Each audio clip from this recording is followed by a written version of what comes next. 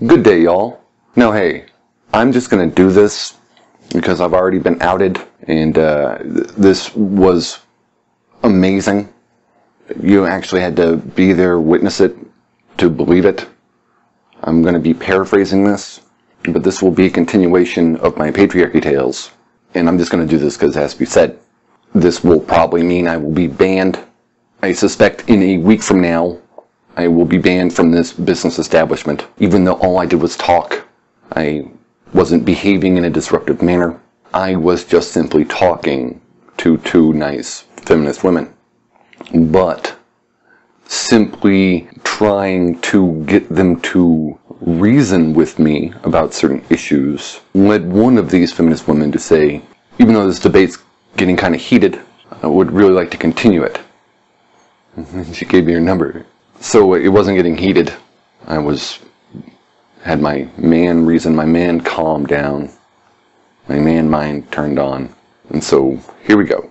So somehow I jiggered this woman's conversation away from what it started as, because it sensed feminist theory being involved. And I moved it towards the topic of gay marriage. Now, for those who haven't seen my gay marriage video, watch it. I pretty much walked her through that argument. Now, we got to where I got in the gay marriage and MGTOW video. We got to marriage being about love and what that meant. And that it probably meant that gay people wanted the surrounding community to support it, to support their love, to support their feeling. And I brought up the idea about divorce. With two gay men who one chose to be an artist, one chose to make little income, and another gay man who chose to be a successful businessman, to engage in business, commerce, and made a lot of money. What would happen if the artist gay man wanted to just sort of leave no fault? And then, of course, she went into alimony. And she had the decency, respect to not call it manimony. A hardcore feminist enough to realize that is sexist. And then I kept using Socratic method against her, asking her questions. And whenever meanings became unclear, I asked her to define words the way that she was using them. And then eventually, we're running around in circles, and I had to ask her, I had to clarify, so what is a marriage then?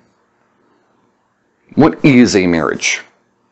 Because I was operating under the premise that marriage is a social institution, that we need societal pressures around it to keep it together, to prevent adultery. If two human beings claim open involvement in their love to the community around them, it's incumbent upon the community now to apply pressures to prevent adultery, to enforce monogamy.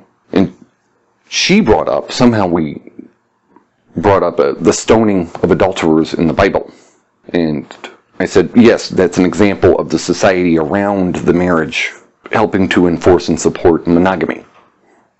And she started to go off on the victim narrative. It's mostly women. I was like, well, we're talking about two gay men here. We're talking about two gay men. Women are not involved. Children are not involved. So we're just talking about alimony. Well, we're talking about alimony relative to marriage. What is a marriage? Because we've established earlier that wasn't really about love. It was about our society supporting love. It was about, her viewpoint is, she believes marriage is about giving equal rights to other people. Apparently in the easiest way possible. And then philosophically speaking, it got kind of hokey. She kept trying to bring up feminism, women and victim, and the benefit of children. But I had already solidly established that we were talking about two men. I'd already solidly established that there are no children involved. She kept talking about taxpayers and they're already benefiting the society around them. And I was like, well, they were taxpayers and citizens before they got married. Why do they want us to recognize their marriage? Well, so that they could see each other in the hospital. It's like, oh, okay, so they want all the benefits of marriage without any of the cost. She was like, how are they not paying the costs? What cost is there to marriage? And then I said, what cost is there to marriage? Like, what other benefits besides having the right to choose life or death for your spouse is there? And then she brought up tax breaks tax benefits for getting married. And I brought up those tax breaks, those tax benefits are probably there to encourage the majority of the population, which is probably heterosexuals, men and women who are heterosexual, to get married to the end of having children, which is why we probably have tax credits for children. Right? We're incentivizing getting married and incentivizing having children. The government has an interest in doing this because the government needs taxpayers and soldiers to sustain itself. But we're not talking about children. We're not talking about marriage to the benefit of the government, to the benefit of the rest of us. We are talking about gay marriage seeming to only benefit, to only give rights to gay people when they don't really have to give anything back that they weren't given back before. And she goes, we seem kind of confused on what marriage means, like what it meant, its meaning, its purpose, its telos. And so I asked her, can you, this quote here, this is where the gravy comes in, can you define marriage? And she said, well, originally, before the church was involved, marriage was just an exchange of property. And I said, ha, brilliant. I would argue it still is.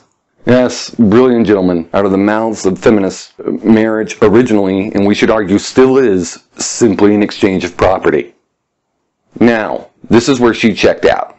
She made up some, I gotta go somewhere, here's my number.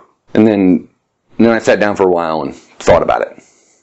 And then another young lady who I've known for a little while. We get along. Or at least we used to. I brought up what the conclusion that was come to between two reasoning people who have studied philosophy, one man, one woman, that marriage was originally an exchange of property, and then I argued that it now still is. And I said, that's funny. It's funny. And then she got off on divorce, alimony, yada, yada, yada. And then I set up the whole, I jiggered it without saying it, and set up the whole premise, so let her right to it, the whole gold digger. And I said, well, what if one of the people lied, pretended to love the other, just to gain sexual, or just to gain financial access? I pointed out that corporations are people, that you can marry someone, and when two men get married, their income, their financial income, becomes like a corporation, becomes one entity. The two men, through the marriage and their finances, become one entity. Now, what if one of the two men, intentionally, because he knew the other man had a lot of money and he didn't have any, what if he feigned love? What if he lied? And her response was, essentially, should have made better decisions. Now, I had to address something else. So I went and let this sit. Thought about it for a bit. Then, here's where the cream comes in. Then, she comes back, and I stop her for a second, and I said, pardon me, miss. When you say the man should have made better decisions, better choices, that's also known as blaming the victim. Bam. She caught that. But then, her brain was a little slow on it. And then she went through defending the make better decisions.